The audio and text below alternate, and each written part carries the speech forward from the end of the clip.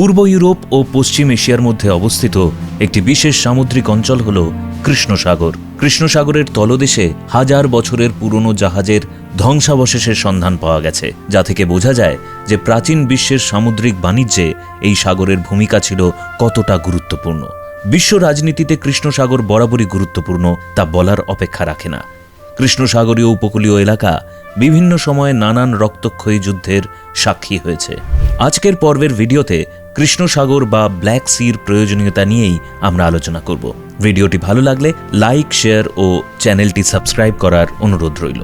দিগন্ত বিস্তৃত জলরাশি আর উত্তাল ঢেউ কৃষ্ণ সাগরের নামের একটি অন্যতম কারণ। কৃষ্ণ সাগরের উত্তর পূর্ব দিক দিয়ে রাশিয়া থেকে বয়ে আসা প্রবল বাতাসের কারণে এই সাগরের ঢেউগুলির আকার বিশাল হয়ে থাকে।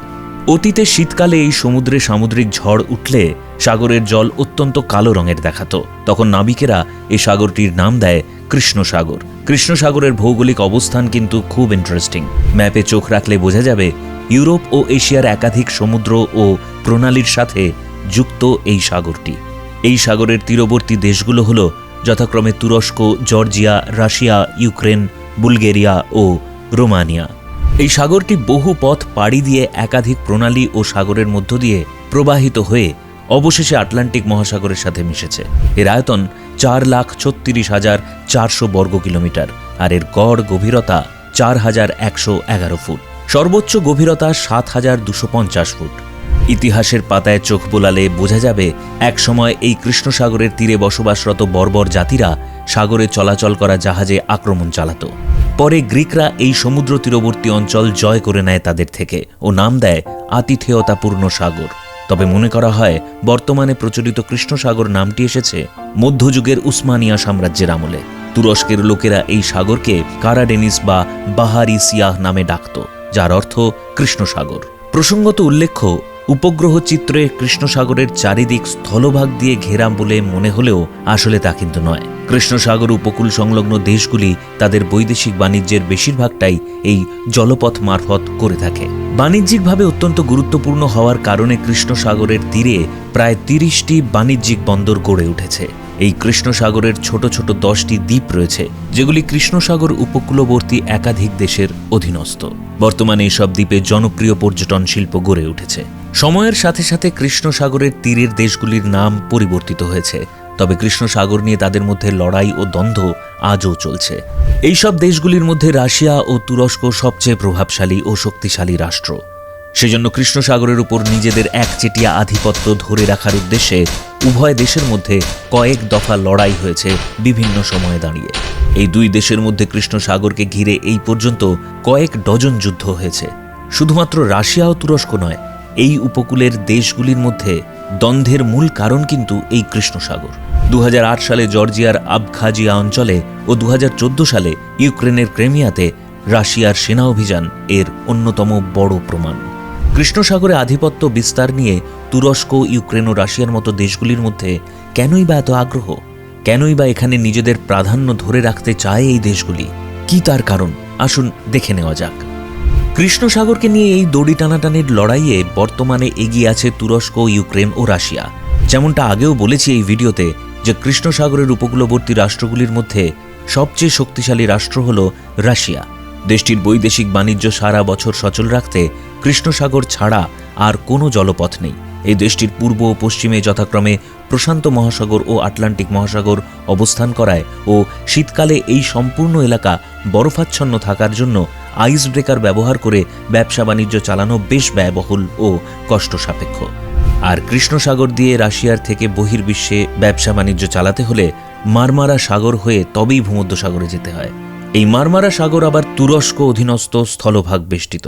মারমারা সাগরের উত্তর ও দক্ষিণে অবস্থিত ফসফরাস প্রণালী ও জর্ডন প্রণালী আবার অবস্থানগত দিক থেকে তুরস্ক প্রশাসন মারফত নিয়ন্ত্রিত হওয়ার জন্য কৃষ্ণ সাগরে বাণিজ্যের ক্ষেত্রে তুরস্কের প্রভাব খুবই গুরুত্বপূর্ণ।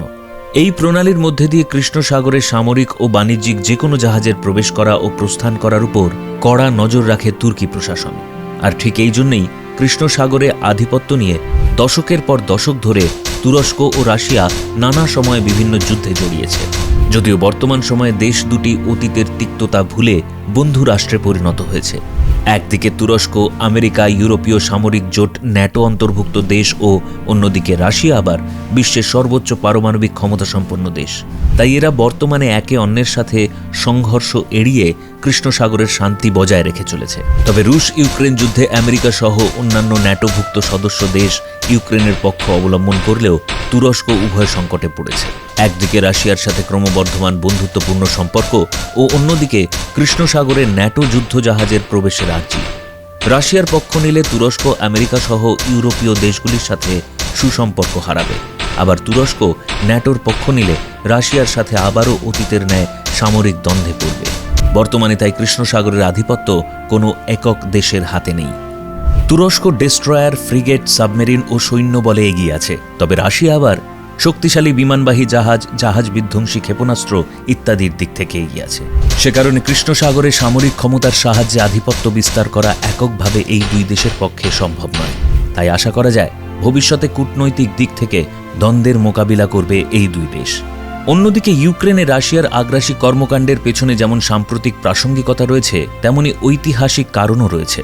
ইউক্রেনের ক্রিমিয়ার সবচেয়ে বড় বন্দর নগরী সেভাস্টোপল কৃষ্ণ সাগরে অবস্থিত। এই সাগর তীরে রয়েছে বেশ কটি ওয়ার্ম ওয়াটার পোর্ট। প্রসঙ্গত বলে রাখি, এই সব বন্দরের জল শীতকালে বরফ হয় না। এ কারণে কয়েক শতাব্দী ধরে কৃষ্ণ সাগরকে নিজেদের নিরাপত্তার কেন্দ্রস্থল হিসেবে দেখছে রাশিয়া।